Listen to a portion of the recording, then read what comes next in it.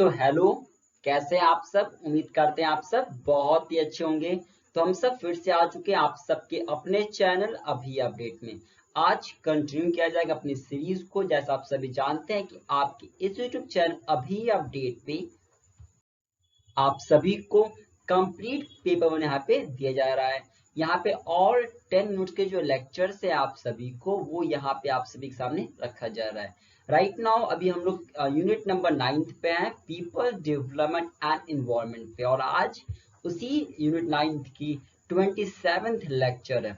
It means what कि हम लोगों ने ऑलरेडी 26 लेक्चर यहाँ का कंप्लीट कर लिया है।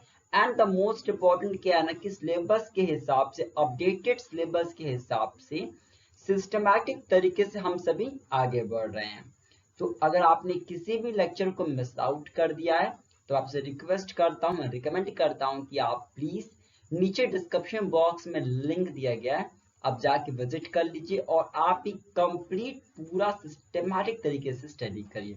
ठीक है, चलिए आगे बढ़े। फिर आगे बढ़ने से पहले अगर आप भी चैनल पर नए हैं तो चैनल को सब्सक्राइब करके बेल आइकन प्रेस कर दीजिएगा, जैसे आप सभी को यूजीसी एनटीए नेट की सारी अपडेट्स मिल पाए और आपकी भी प्रिपरेशन बहुत ही बेहतरीन हो पाए।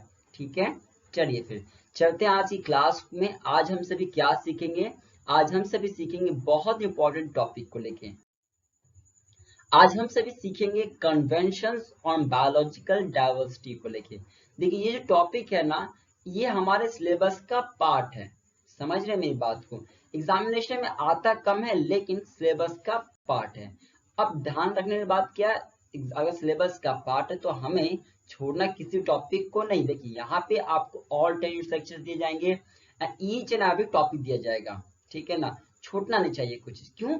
क्योंकि देखिए जरूरी तो नहीं है ना कि जो चीज कभी नहीं आया वो कभी नहीं आएगा, ऐसा जरूरी नहीं होता है। जो चीज नहीं होता वही तो यूजीसी इंटरनेट करने में माहिर है। ठीक है, और हम सभी उसी चीज को पढ़ने में भी माहिर होंगे। आगे बढ़े फिर। यस सर, तो मैं आपसे बात करता हूँ पहले कन्वेंशंस ऑन बायोलॉजिकल डाइवर्सिटी के बारे में। आखिर है क्या, समझते हैं आखिर। देखिए थोड़ा सा मैं पहले आपको रीड ऑन करूँ कि क्या लिखा गया स्लाइड पे, उससे पहले मैं आपको एक्सप्लेन कर देता हूँ। आप बेटर समझ पाएंगे अगर एक बार मैं इसको एक्सप्लेन कर दूंगा तो। देखिए ये जो कन्वेंशंस ऑन बायोलॉजिकल डाइवर्सिटी है ना, इसको लाया किस लिए गया, इसको लाया गया है। देखिए था क्या ना कि जो हमारा बायोलॉजिकल जो डाइवर्सिटी था, आप कहिए फिर जो हमारे वर्ल्ड लेवल पे अगर मैं आपसे बात करूं, जहाँ कहाँ पे अगर मैं आपसे वर्ल्ड लेवल की बात करूं तो वहां पे हमारा जो बायोलॉजिकल था, ठीक है, या फिर जो हमारा रिसोर्सेज था ना, वो प्रॉब्लम में आ रहा था। क्या आ रहा था?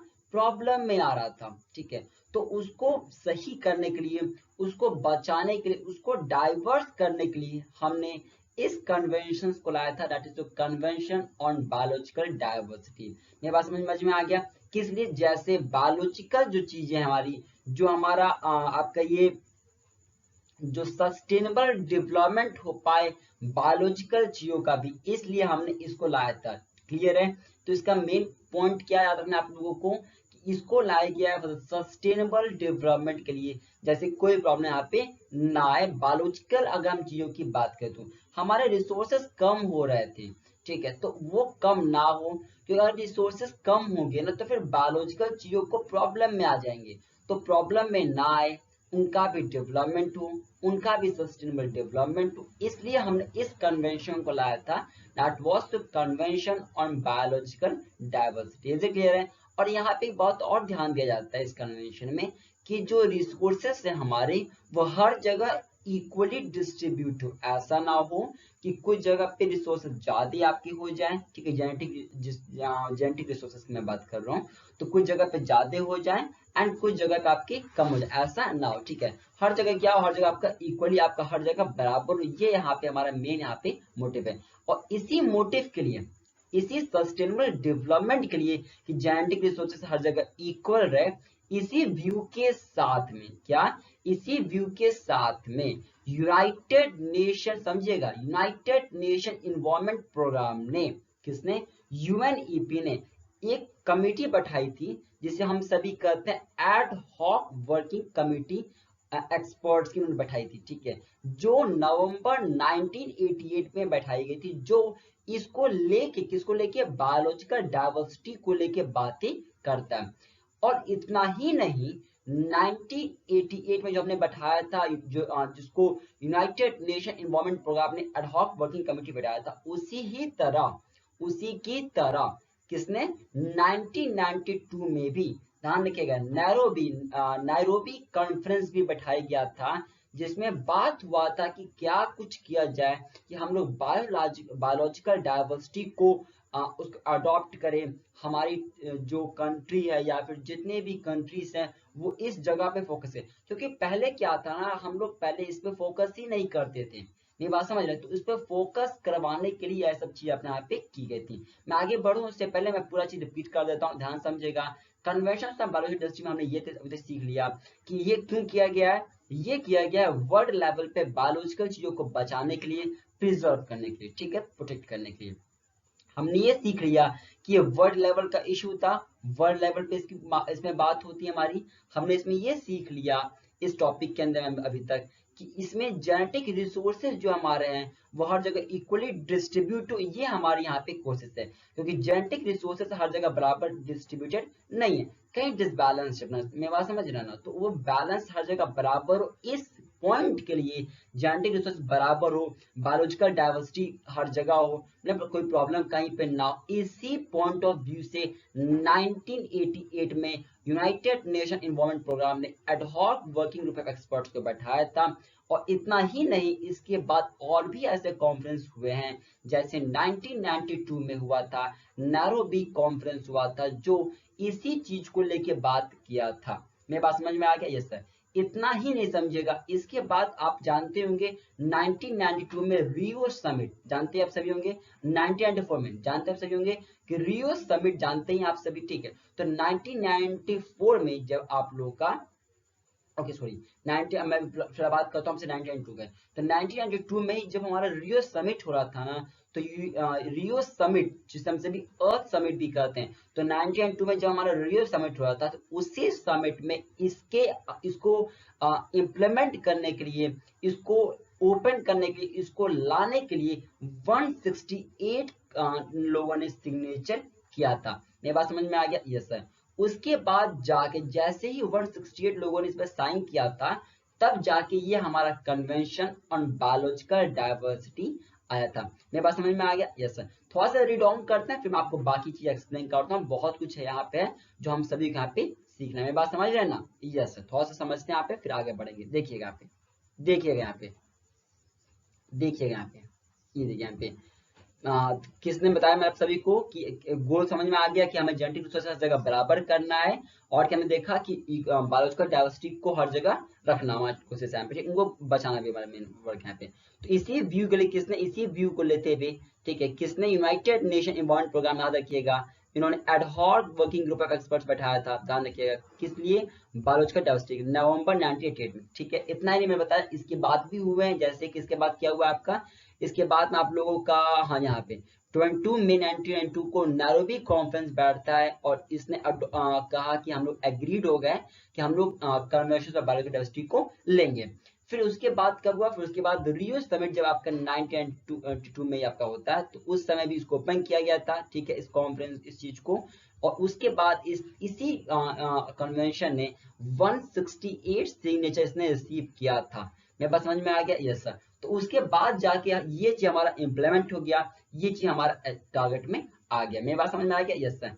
उसके बाद समझिएगा, उसके बाद क्या होता है ना, उसके बाद 1994 की कहानी, उसके बाद 1994 की कहानी कुछ अपनी ऐसी होती है। 1994 में जाके, ठीक जी हाँ, में हमने इस कॉन्फ्रेंस जो अपना हुआ ना, ये कन्वेंशन ऑन बायोलॉजिकल डाइवर्सिटी, इसको लेके हमने पहला सेशन जब किया था आप लोग का, वो कब रखा गया था, that was scheduled between the 28th November to 9th December, लिखिएगा। यानी जो मेरा पहला सेशन था इस कॉन्फ्रेंस का, या फिर कहिए आप कॉन्फ्रेंस ऑफ द पार्टीज का, ठीक है, वो शेड्यूल्ड कब हुआ था, वो scheduled for the 28th November to 9th December 1994 कहाँ पे, बाहामास में। कहाँ पे, बाहामास में। अच्छा, यहाँ पे वर्ड लिखा गया कॉन्फ्रेंस ऑफ द पार्टीज।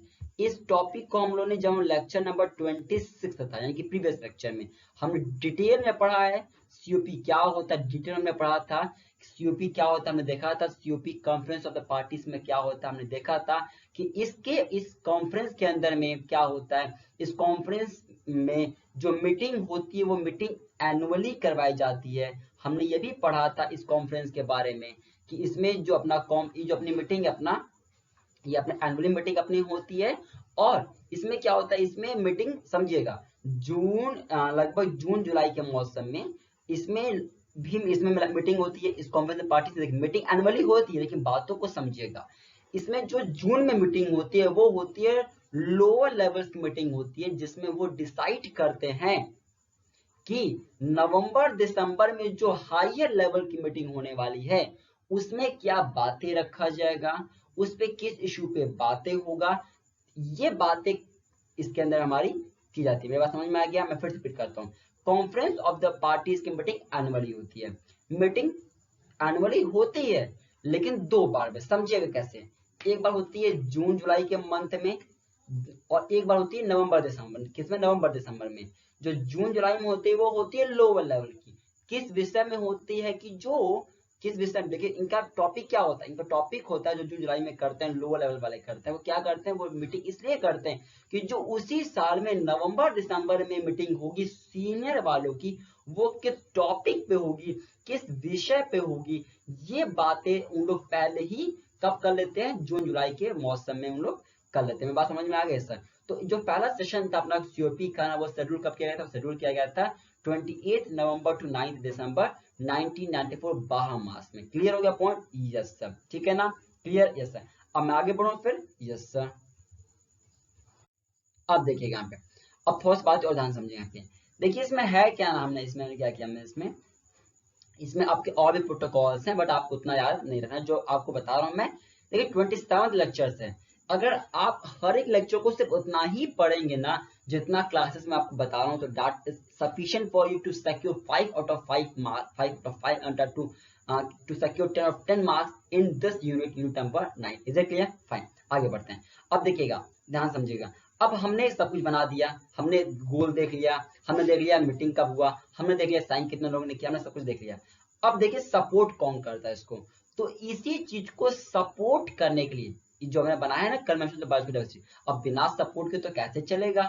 चल पाएगा क्या? नहीं चल पाएगा ना। ठीक है, तो देखिएगा, तो इसी जो कन्वेंशन हमारा बायोडाइवर्सिटी, इसको सपोर्ट करने के लिए ना एची बायोडाइवर्सिटी, समझिएगा कि इसको सपोर्ट करने के लिए हमने Aichi biodiversity target task force, जिसे हम सभी देखिए आप क्या कहते हैं, जिसे हम सभी ABTTF कहते हैं, इसको स्टैब्लिश किया था, जो कोऑर्डिनेट करता है, जो मदद करता है कि जो अभी हमने स्ट्रैटेजिक प्लान बना रहे हैं ना, अब जो स्ट्रैटेजिक प्लान बना रहे हैं कन्वेंशंस ऑन बायोलॉजिकल डाइवर्सिटीज के अंदर, यानी जो हम लोग बायोलॉजिकल डाइवर्सिटी के अंदर में जो प्लान बना रहे हैं, तो उसको इम्प्लीमेंट करने में जो मदद कर रहा है, उसको इम्प्लीमेंट करने में जो हमें सपोर्ट कर रहा है नेशनल लेवल पे एंड ग्लोबल लेवल पे, तो ये कौन कर रहा है, उसकी मदद कौन कर रहा है, उसको कोऑर्डिनेट कौन कर रहा है, तो उसको कोऑर्डिनेट करने के लिए हमने बॉडी बनाया हुआ है, दैट इज जो ABTTF। मैं फिर से रिपीट करता हूँ, ABTTF का फुल फॉर्म याद रखना है। नंबर 2 काम क्या है इसका? काम है सपोर्ट करना, मदद करना, कोऑर्डिनेट, मिलके काम करना, किसके साथ में? जो हमने बायोलॉजिकल डाइवर्सिटी को लेकर चीजें बनाई हैं उसके साथ मिलके साथ आना और आगे वर्क करना, किस लेवल पे? ग्लोबल लेवल पे और नेशनल लेवल पे। क्लियर है पॉइंट? क्लियर हो गया सर, आगे बढ़े फिर? Yes sir. तो ध्यान रखिएगा, इतना जो बता रहा हूँ उससे बता चीज ध्यान रखिएगा, ठीक है ना? ओके, थोड़ा सा बातें आप सॉल्व करता हूँ, ध्यान रखिएगा। देखिए अब एक बात और ध्यान रखिए, यहाँ पे देखिएगा, यहाँ पे मैं इस पर की बात करता हूँ आपसे।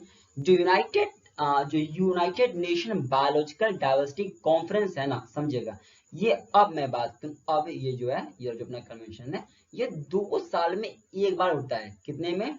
2 इयर्स में 1 टाइम अपना होता है। जो 2018 का यूनाइटेड नेशन बायोलॉजिकल डाइवर्सिटी आपका था ना, ये हेड हुआ था शार्म एल शेख में, हुआ था, इजिप्ट में पड़ता है, ठीक है ना? एंड अभी आपका 2021 में आपका हुआ है क्लियर है। तो बस ये ध्यान रखना, आपको इतना नहीं जाना डिटेल में, बस इतना ध्यान रखना आप सभी को कि इसकी मीटिंग कब होती है। इसकी मीटिंग आपकी 2 साल में एक बार होती है, ध्यान रखिएगा, 1 इन 2 years। क्लियर, बस इतना सा समझना आपको इस टॉपिक के बारे में। होप सो आपको समझ में आ गया जो मैंने बताया कन्वेंशन ऑन बायोलॉजिकल डाइवर्सिटी के बारे में। भाई क्या देखिए, अब थोड़ा सा बात कर देखिए, हम लोग हर क्लास में क्या सीखते हैं, हम लोग क्लास में सीखते हैं, फिर हम डिस्कस करते हैं कि यहाँ से क्या क्या क्वेश्चन बन सकता है, ये तो सबसे जरूरी है ना। तो देखिए यहाँ पे क्या क्या बन सकता है, पहले बन सकता है यहाँ पे कि गोल क्या था, गोल था सस्टेनेबल डेवलपमेंट करना, किस चीज का, बायोलॉजिकल डाइवर्सिटी का। दूसरा गोल क्या है, इक्विटेबल डिस्ट्रीब्यूशन हो, किसका, जेनेटिक रिसोर्सेज का। इसके लिए कौन सबसे पहले आया, यूनाइटेड नेशन इन्वायरमेंट प्रोग्राम आया, कब आया, 1988 में आया। किस लिए, इसी कन्वेंशन ऑन बायोलॉजिकल डाइवर्सिटी को लाने के लिए। कैसे आया, उसने ad hoc working group of committee बनाया। उसके बाद कौन आया, नैरोबी कॉन्फ्रेंस आया, कब आया, 1992 में आया। उसके बाद क्या हुआ, उसके बाद रियो समिट में कितने कंट्रीज ने साइन किया, 160। देखिए मेरे साथ बोलेंगे तभी तो याद होगा, मेरे साथ बोलिए, नहीं बोला आपने वीडियो पीछे करिए, वीडियो पीछे करिए एंड फिर से मेरे साथ बोलिए, ठीक है ना। चलिए आगे बढ़ू मैं फिर। देखिए तो 1992 में हमने क्या किया था, नैरोबी कॉन्फ्रेंस हुआ, क्लियर, यस सर। फिर उसके बाद क्या हुआ, रियो समिट हुआ, कितने लोगों ने साइन किया, 160 स्टेट ने साइन किया, इंप्लीमेंट हो गया। पहला सीओपी की मीटिंग कितने बार होती है, हमने क्या पढ़ा, हमने देखा था सीओपी की मीटिंग एनुअली होती है, कब कब, 2 बार, जून जुलाई में, नवंबर दिसंबर में। जून जुलाई किसकी, लोअर वालों की, किस लिए कि नवंबर दिसंबर में जो मीटिंग होगी वो किस विषय में होगी। पॉइंट क्लियर है, पॉइंट क्लियर है। फिर हमने क्या पढ़ा था, हमने फिर ये पढ़ा कि कॉन्फ्रेंस की पहली मीटिंग कब हुई है, 1994 में हुई, कहाँ पे, बहामास में। क्लियर है, डेट इंपॉर्टेंट नहीं है, डेट इंपॉर्टेंट नहीं, नवंबर दिसंबर बस ना ध्यान रखिएगा, बाकी इतना आपको डिटेल में जाना है। फिर हमने क्या पढ़ा कि सपोर्ट करने के लिए क्या बना है, ABTTF बना, फुल फॉर्म याद रखना क्या होता है, Aichi biodiversity target task force. Clear है, क्या काम है, सपोर्ट करना, दूसरा काम कोऑर्डिनेट करना, किसको, किसको, जो हम लोग कन्वेंशन ऑन बायोलॉजिकल डाइवर्सिटी बनाए हैं, इसी को प्लान को इंप्लीमेंट करना, सपोर्ट करना, कोऑर्डिनेट करने का ABTTF का। क्लियर है, क्लियर है। फिर हमने क्या पढ़ा, United nation biological diversity conference कितने साल में होता है, 2 years में 1 बार होता है। पॉइंट क्लियर है, बस इतना समझना था। होप सो क्लास समझ में आया होगा एंड वीडियो पसंद आया होगा। आपसे मैं रिक्वेस्ट करता हूँ कि चैनल पर नए हैं, चैनल को सब्सक्राइब कर बेल आइकन प्रेस कर दीजिएगा, अपना फीडबैक जरूर नीचे दीजिएगा and to share this video and this channel among your friends, so that maximum को स्टूडेंट्स को बेनिफिट हो पाए, मैक्सिमम एस्पिरेंट्स को बेनिफिट हो पाए इस चीज का। ठीक है, यहाँ पे आपको ऑल 10 मिनट्स के लेक्चर्स दिए जा रहे हैं, सिस्टमैटिक तरीके से दिए जा रहे हैं, तो चैनल साथ से जुड़ जाइए, सब्सक्राइब कर दीजिएगा। Bye bye, take care, all the very best of future.